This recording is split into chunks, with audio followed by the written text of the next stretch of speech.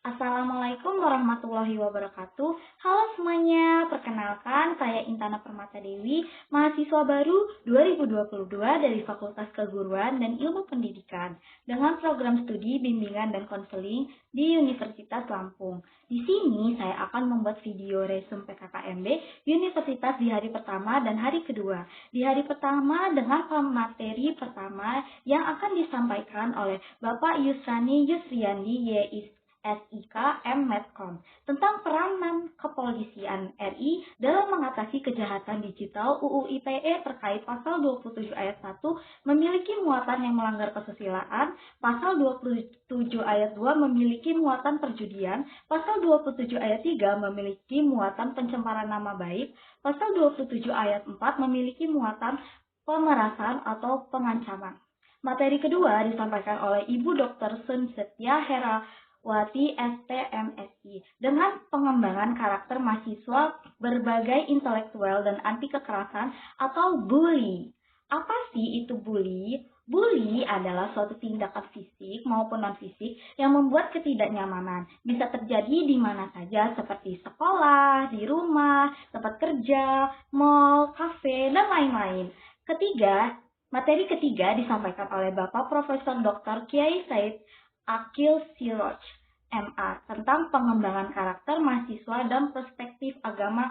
Sejak dulu sampai sekarang kita mempunyai prinsip yang kokoh dan tidak pernah pudar dengan agama. Adapun resume di hari kedua, materi pertama disampaikan oleh Profesor Dr. Haryadi, SAMH, tentang Merdeka Belajar. Tujuan Kampus Merdeka Belajar yaitu mendorong proses pembelajaran di perguruan tinggi yang semakin otonom dan fleksibel, menciptakan kultur belajar yang inovatif dan kreatif. Materi kedua disampaikan oleh Prof. Dr. Asep Sukohar, SKEP MKes, tentang lingkungan hidup, permasalahan lingkungan hidup di Indonesia dan di dunia, yaitu lingkungan alam, contohnya sumber daya alam, lingkungan buatan, contohnya kurang lebih seperti itu, dan lingkungan sosial, contohnya keanekaragaman kelompok. Materi ketiga disampaikan oleh Profesor Dr. Yulianto MS tentang etika dan norma mahasiswa saat kuliah.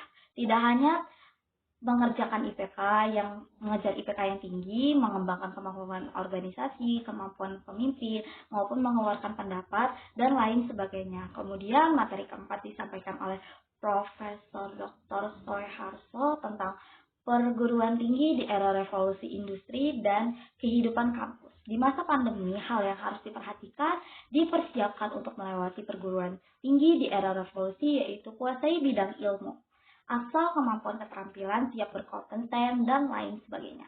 Resume materi PPKMB Fakultas dengan pemateri pertama yaitu Prof. Dr. Patuan Raja MPD, pembelajaran di perguruan tinggi di era teknologi dan plagiarisme.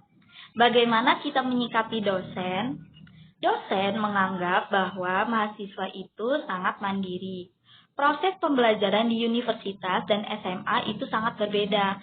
Kehidupan kampus tidak hanya akademi, tapi juga pentingnya organisasi.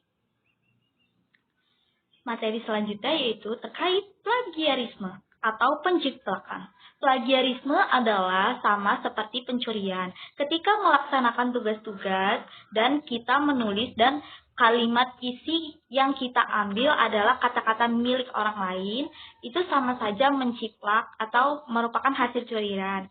Agar kita terhindar dari plagiarisme adalah kita harus mencatat, membaca, menyimpulkan materi dari dosen, menanyakan pendapat-pendapat dari orang lain, dan memperluas wawasan dengan membaca buku. Materi kedua yang akan disampaikan oleh Dr. Rizwandi MPD. Sistem perkuliahan dan bimbingan akademik dan kerjasama. Analisis mahasiswa meliputi kemampuan akademik, bagaimana terujinya kurikulum kalian yang mengalami SMA daring, apakah semua itu masuk atau tidak, baik itu nanti per prodi atau secara keseluruhan. Pemulihan interaksi sosial, pembelajaran itu semua hilang ketika kita daring. Yang 4, ekosistem belajar. Kuliah itu investasi masa depan. Disinilah kita mulai berpikir bagaimana kita mengembangkan soft skill dalam diri kita, karena yang namanya jiwa leadership dalam diri kita itu tidak tumbuh seperti sendiri, tapi harus kita kembangkan dapat dengan cara berorganisasi, seiring berdiskusi kegiatan perkuliahan yang bermanfaat. Karakter yang menang, komunikatif, produktif, etis, cerdas, gigih, dan kooperatif. Sistem kredit semester atau SKS, yaitu takaran waktu kegiatan pembelajaran yang dibebankan pada mahasiswa per minggu, per semester dalam proses pembelajaran melalui berbagai bentuk pembelajaran atau besarnya pengakuan atas keberhasilan suatu usaha mahasiswa dalam mengikuti kegiatan ekstrakurikuler di suatu program studi. Tujuan SKS: memberikan kesempatan kepada para mahasiswa yang cakap dan giat belajar dalam menyesuaikan studi dalam waktu yang singkat. 2. Memberikan kesempatan kepada mahasiswa agar dapat mengambil mata kuliah yang sesuai dengan minat, bakat, dan kemampuannya. Materi ketiga disampaikan oleh Dr. Anders Supriyadi, MPD. Fasilitas untuk perkuliahan dan mahasiswa. 1. Ada fasilitas SAYO yang akan mengantar kita ke tiap fakultas masing-masing, dan juga ada tempat khusus untuk penyandang tunanetra, tunarungu, dan lain-lain. Kita harus mampu beradaptasi dimanapun dan kapanpun, menjadi orang yang cerdas dan mampu mengatasi segala macam tempat. Ada juga gedung dekan, gedung A, gedung B, gedung C, gedung D, gedung E, gedung F, gedung G, gedung H, gedung J, dan lain-lain. Materi keempat yang akan disampaikan oleh Ibu Dr. Liswanti Rini, MPD. Tugas pokok bagian kemahasiswaan dan alumni. Kita sebagai mahasiswa jangan sampai menjadi yang namanya mahasiswa kupu-kupu, baik di bidang akademi maupun non-akademik. Itu semua harus beriringan, harus bersama yang kita utamakan, yaitu tetap yang akademik dan yang non-akademik itu sebagai pendukung. Jadi kegiatan-kegiatannya itu harus beriringan atau seimbang. Bagi mahasiswa yang berhasil menorehkan prestasi tingkat nasional maupun internasional, akan dilakukan pendataan dan pengusulan penghargaan ke Rektor Unila. Surat Keterangan Pendamping Ijazah atau SKPI. Apa sih itu? Yaitu transkrip untuk menyatakan pengakuan prestasi, mengembangkan soft skill kemahasiswaan dengan beban kegiatan mahasiswa yang dinyatakan dalam suatu kredit prestasi atau SKP.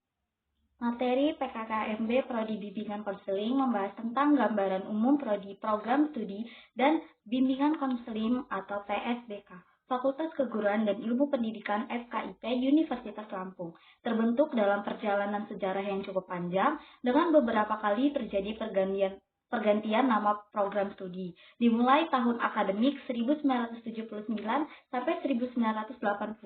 Terbentuknya jurusan Psikologi Pendidikan dan Bimbingan atau PBB. Formabika itu apa sih?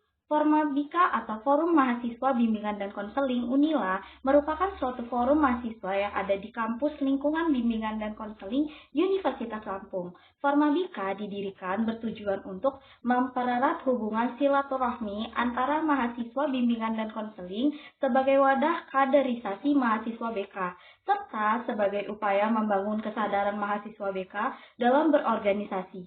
Formabika terbentuk sejak tahun 2009 hingga sekarang didirikan pada tanggal 12 Desember 2019.